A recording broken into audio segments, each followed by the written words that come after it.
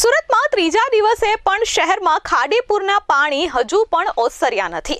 મીઠી ખાડીના લિંબાયત વિસ્તારમાં અનેક જગ્યાઓ પર પાણી ભરાઈ ગયા છે, જેના કારણે લોકોને ભારે હાલાકી થઈ રહી છે। મીઠી ખાડી વિસ્તારની આસપાસ પાણી ભરાઈ જતા એક વૃદ્ધને હોસ્પિટલ પહોંચાડવાની નોબત મહામુસીબત થઈ ગઈ હતી। 108ના સ્ટ્રેચર પર મહામુસીબતે લોકોએ તેને 108 સુધી પહોંચાડ્યા હતા। ત્યારે હવે તાત્કાલિક આ પાણીનું નિરાકરણ કરવામાં આવે તેવી સ્થાનિકો માંગ કરી રહ્યા છે।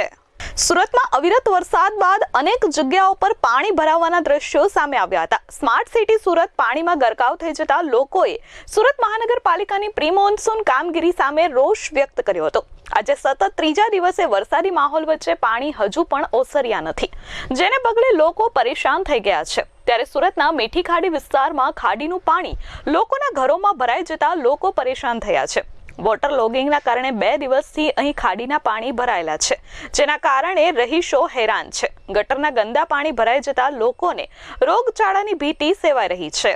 ત્યારે અહીં સુરત મહાનગરપાલિકાની એક પણ ટીમ હાજર ન હોવાનું પણ સામે આવ્યું છે। સુરતના મીઠી ખાડી વિસ્તારમાં રહેતા એક વૃદ્ધને અચાનક તબિયત ખરાબ થતા સારવાર અર્થે ખસેડવાની નોબત પડી હતી। ત્યારે અહીં ફાયરની એક પણ ટીમ હાજર ન હોવાનું સામે આવ્યું હતું।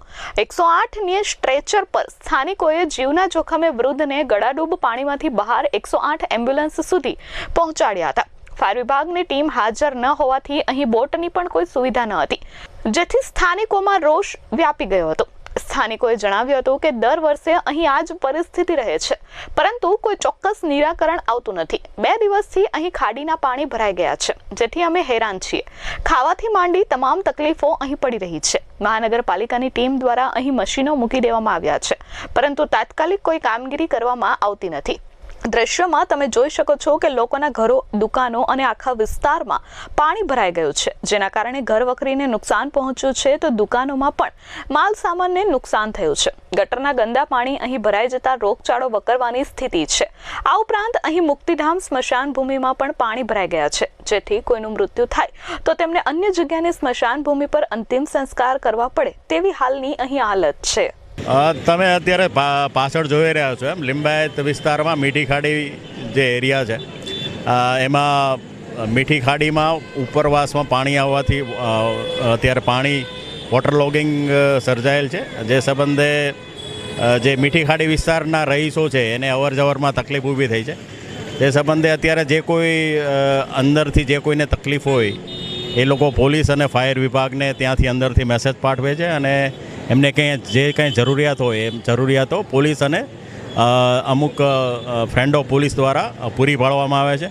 એ સિવાય વોટર લોગિંગના હિસાબે જ્યાં જ્યાં ટ્રાફિક સમસ્યા સર્જાયેલ છે એ દરેક પોઈન્ટ ઉપર સમગ્ર સુરત શહેરમાં પોલીસ, ટ્રાફિક પોલીસ અને ફ્રેન્ડ ઓફ પોલીસ દ્વારા ખડે પગે અત્યારે ફરજ બજાવવામાં આવી રહી છે, જેથી વાહન વ્યવહાર છે એ સુચારુ રૂપે ચાલી શકે।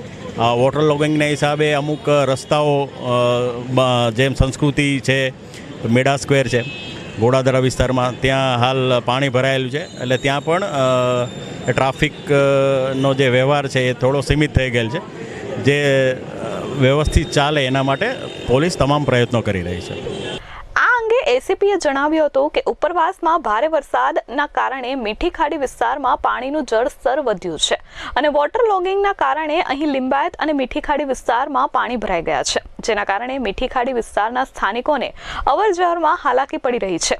હાલમાં અંદર પાણીના કારણે ફસાયેલા લોકોને જો કોઈ હાલાકી હોય અને તેમને કોઈ જીવન જરૂરિયાત વસ્તુઓની જરૂરિયાત હોય તો સુરત પોલીસ અને ફ્રેન્ડ ઓફ પોલીસના જવાનો તેમને મદદરૂપ થઈ રહ્યા છે। સામાજિક અગ્રણી नासिर खान सीमेंट वाला आपकी चैनल के माध्यम से दर्शक मित्रों को यह बताना चाहता हूं कि सूरत महानगर पालिका अपने स्तर पर नंबर 1 भले आती हो, लेकिन पानी की विकट परिस्थिति को पहुंचने में वो सफल नहीं रही है। और सूरत महानगर पालिका के जिनका पगार लाख रुपए है, ऐसे इंजीनियर यह विकट परिस्थिति के अंदर असफल रहे हैं।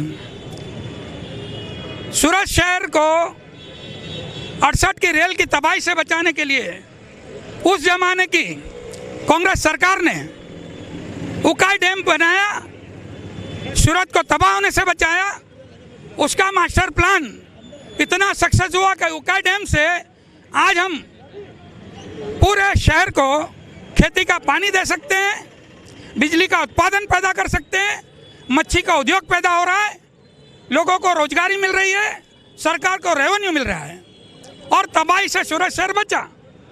अगर उस जमाने की कांग्रेस पार्टी सूरत शहर को तबाह होने से बचा सकती है तो आज की भारतीय जनता पार्टी के माननीय सांसद और जल मंत्री CR पाटिल साहब मास्टर प्लान बनाकर क्यों नहीं बचा सकते? मुझे पता है अगर सूरत शहर में लिंबायत में या खाड़ीपुर से 2.25 लाख लोगों को कोई बचा सकता है तो वो सिर्फ और सिर्फ CR पाटिल साहब बचा सकते हैं। मैं ये दावा के साथ कहता हूँ, इसलिए कि उनकी एक विजिट अगर यहाँ हो जाएगी मीठी खाड़ी के पुल पे, CR पाटिल साहब की खुद की अगर एक विजिट हो जाएगी तो सारा शासन उनके पीछे दौड़ता हुआ यहाँ आ जाएगा और उनके इशारे पे मास्टर प्लान भी बन जाएगा और 2.25 लाख लोग तबाह होने से भी बच जाएंगे, ये मुझे पता है।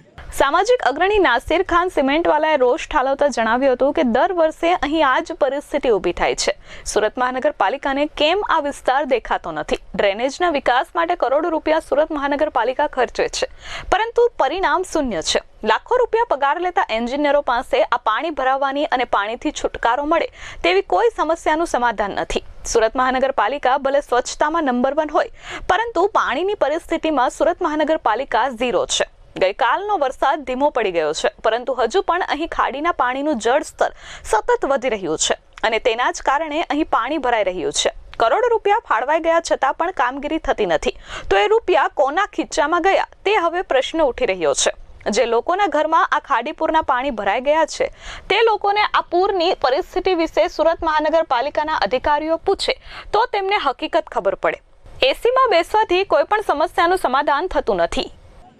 लेकिन CR पाटिल साहब ये याद रखें कि जिस विस्तार में ये खाड़ी की विकट परिस्थिति पैदा हुई है वो भी उनका मत क्षेत्र है। ये लिंबायत के मतदार आपके ही मतदार हैं।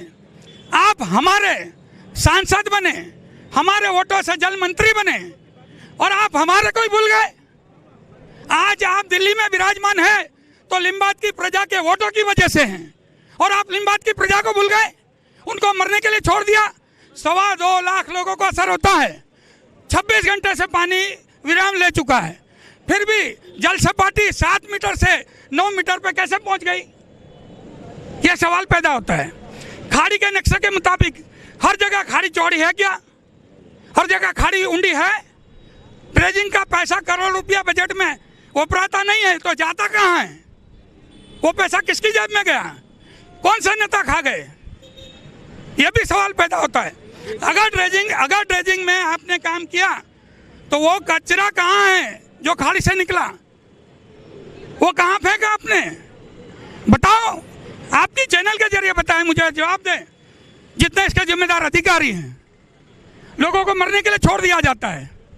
3 दिन तक पावर नहीं आएगा, 3 दिन तक लोग अंधेरे में रहेंगे, बड़े बड़े मच्छरों में, पीने का पानी नहीं मिलेगा, उनको खाना नहीं मिलेगा, ये गटर का संडास का पानी उनको बर्दाश्त करना पड़ेगा। जो पानी में डूबता है, डूबे हुए मकान में जो रहता है, उसके दिल से पूछो उसकी हालत क्या है। एसी में बैठने से नहीं पता चलता। CR पाटिल साहब, मैं आपका बहुत आदर करता हूँ और मुझे पता है कि आप चाहो तो ये विकट परिस्थिति को हल कर सकते हैं।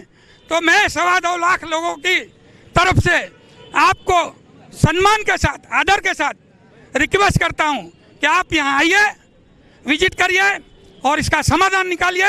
ये 2.25 लाख लोग आपको दुआ देंगे।